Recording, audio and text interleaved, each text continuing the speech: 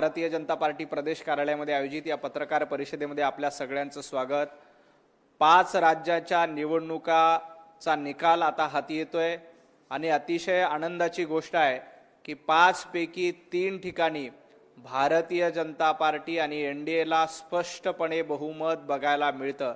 आपण बघा, आसाममध्ये काँग्रेसनं सातत्यानं खोटे आरोप करण्याचा प्रयत्न केला होता, परंतु आसाममध्ये हेमंत बिश्व शर्मा यांच्या नेतृत्वामध्ये पुन्हा एकदा भारतीय जनता पार्टीची सत्ता येते। आसाममध्ये फक्त सत्ता येत नाही तर डिस्टिंक्शन मध्ये आसाममध्ये भारतीय जनता पार्टीला विजय मिळताना बघायला मिळतो।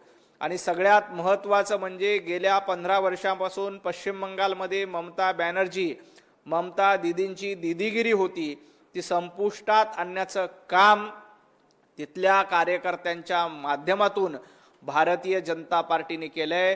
15 वर्ष पश्चिम बंगालमध्ये चिखल करण्याचं काम ममता बॅनर्जी यांनी केलं होतं, परंतु पश्चिम बंगालच्या चिखलामध्ये आता कमळ फुलतंय। भारतीय जनता पार्टीला स्पष्टपणे बहुमत पश्चिम बंगालमध्ये बघायला मिळतंय।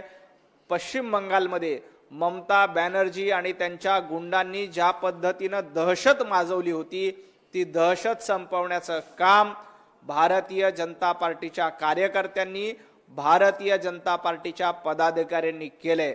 आणि सोमेंदू अधिकारी यांच्या नेतृत्वामध्ये पश्चिम बंगालमध्ये भारतीय जनता पार्टीला स्पष्टपणे बहुमत मिळताना दिसतंय। त्यामुळं एकूण 3 राज्याच्या निवडणुकांमध्ये भारतीय जनता पार्टी आघाडीवर आहे आणि एनडीएच्या पाठीशी, पंतप्रधान नरेंद्र मोदीजींच्या पाठीशी देश पुन्हा एकदा उभा राहिलाय। अमित भाई शहा यांच्या पाठीशी देश पुन्हा एकदा उभा राहिलाय।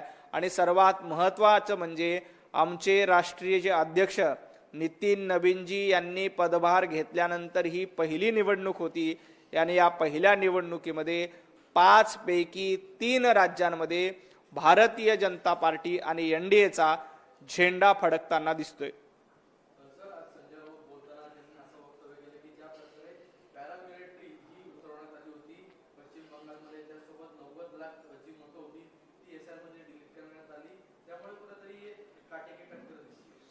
ज्या पद्धतीनं केरळमध्ये काँग्रेसला बहुमत मिळतं तिथं देखील एसआयआर झालं होतं। संजय राऊत तिथे शंका उपस्थित करत नाहीत, जिथं भारतीय जनता पार्टी जिंकते तिथं लगेच शंका उपस्थित करते की निवडणूक आयोगाच्या मदतीनं केलं, एसआयआरच्या मदतीनं केलं, मग हेच फॉर्म्युला वापरायचा, हाच न्याय लावायचा। तर मग केरळमध्ये डाव्यांची सत्ता बाजूला गेली आणि काँग्रेस सत्तेमध्ये येताना दिसतंय, केरळमध्ये मग हा न्याय लावायचा का? त्याबद्दल चकार शब्दांनी संजय राऊत बोलायला तयार नाहीत। एसआयआरच्या माध्यमातून आजपर्यंत एक गोष्ट स्पष्ट झाली, ममता बॅनर्जी ह्या बोगस मतांच्या आधारावर निवडणूक जिंकत होत्या। जेव्हा ही सगळी बोगस मतदार बाजूला करण्याचं काम केलं तेव्हा भारतीय जनता पार्टीचं सरकार आलंय। आजपर्यंत ममतांचा विजय हा बांगलादेशी घुसखोरांच्या जीवावर, भारतीय नाहीत अशा लोकांच्या जीवावर होत होता, परंतु एसआयआरच्या माध्यमातून मतदार शोधण्याचं काम केलं आणि बोगस मतदार बांगलादेशी घुसखोर यांची हकालपट्टी मतदार यादीतून केल्यानंतर भारतीय जनता पार्टीचा विजय झाला। आजपर्यंत ममता बॅनर्जी यांनी बांगलादेशी घुसखोरांच्या जीवावर राज्य केलं, हे पुन्हा एकदा सिद्ध झालंय। त्यामुळे संजय राऊतांना मला एकच सांगायचंय, संजय राऊत, केरळमध्ये झालं की योग्य झालं आणि पश्चिम बंगालमध्ये झालं की अयोग्य झालं, आसाममध्ये झालं की चुकीचं झालं, पुदुच्चेरीमध्ये झालं की चुकीचं झालं, हे धंदे बंद करा।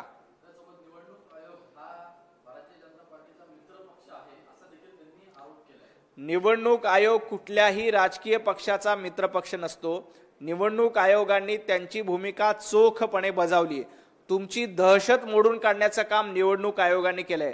ज्या पद्धतीनं ममता बॅनर्जींची दहशत पश्चिम बंगालमध्ये होती हे आम्ही सांगत नाही, राहुल गांधींनी सांगितलं, त्यांच्या एका कार्यकर्त्यांची हत्या करण्याचं काम तृणमूलच्या गुंडांनी केलं होतं, हे काँग्रेस सांगते। संजय राऊत, निवडणूक आयोग भाजपचा मित्रपक्ष आहे का नाही हे सोडा, तुम्ही तर ममता बॅनर्जींचे मित्र होतात। तुम्ही पश्चिम बंगालमध्ये प्रचारासाठी का गेला नाहीत? उद्धवजी ठाकरे पश्चिम बंगालमध्ये प्रचारासाठी का गेले नाहीत?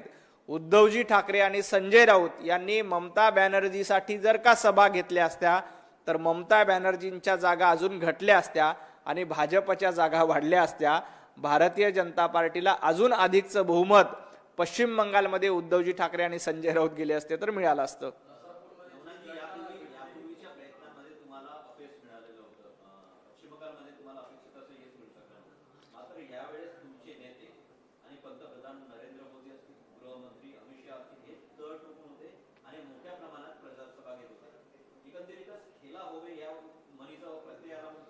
निश्चितपणे खेला होबे ममता बॅनर्जींचा झालेला आहे.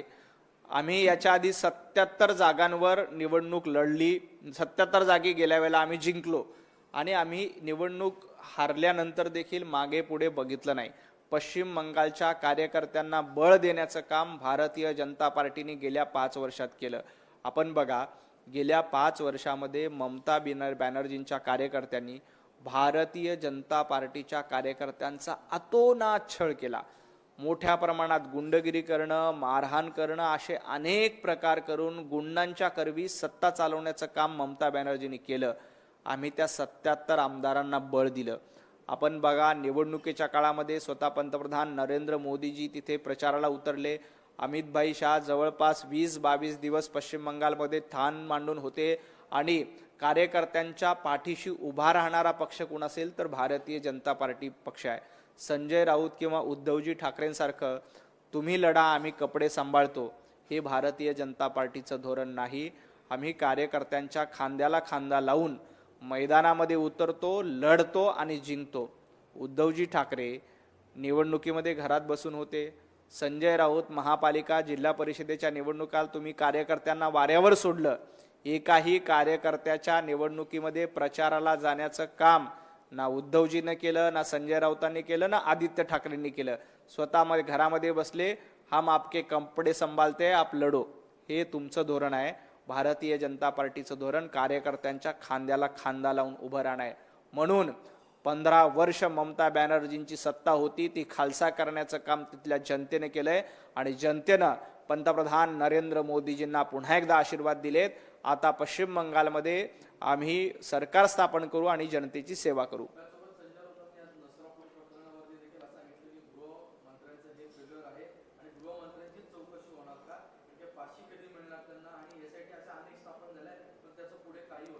नसरापूर प्रकरण अतिशय गंभीर आहे. या प्रकरणामध्ये स्वतः मुख्यमंत्री देवेंद्रजी फडणवीस साहेबांनी दखल घेतली आहे, SITची स्थापना केली आहे आणि ही SIT अतिशय सक्षम आहे आणि या आरोपीला फासावर चढवल्याशिवाय सरकार स्वस्थ बसणार नाही.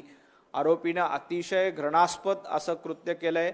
माणसाला काळीमा फासणारं, मानवी वृत्तीला काळीमा फासणारं हे कृत्य आहे. त्यामुळं या प्रकरणाला स्पेशल ट्रीटमेंट देऊन फास्ट ट्रॅकवर हे सगळं प्रकरण चालवलं जाईल आणि पुढच्या 5-6 महिन्यामध्ये आरोपी फासावर लटकलेला बघायला मिळेल. संजय राऊतांनी तर महिला अत्याचाराबद्दल बोलू नये. संजय राऊत ज्या पद्धतीनं पाटकर फाईल्समध्ये तुम्ही एका भगिनीला शिवीगाळ केली, तुम्हाला महिला अत्याचाराबद्दल बोलण्याचा अधिकार नाही. नरसापूर प्रकरण अतिशय गंभीर आहे. फास्ट ट्रॅकवर चालून या प्रकरणामध्ये सजा देण्याचं काम, शिक्षा देण्याचं काम कोर्टाच्या माध्यमातून निश्चित केलं जाईल. परंतु संजय राऊतांना एकच गोष्ट सांगायची की प्रत्येक गोष्टीमध्ये राजकारण करणं थांबवा. एका चिमुकलीचा मृत्यू झाला, अमानुषपणे तिच्यावर अत्याचार झाले, या प्रकरणात तरी संजय राऊतांनी राजकारण करू नये. हे मृतावरच्या टाळूवरचं लोणी खाण्याचा प्रकार आहे. माझं संजय राऊतांना आव्हान आहे की राजकारण करायला आपल्याला 364 दिवस शिल्लक आहेत, तिथं नक्की राजकारण करू, पण अशा संवेदनशील प्रकरणामध्ये तरी किमान संजय राऊतांनी राजकारण करू नये.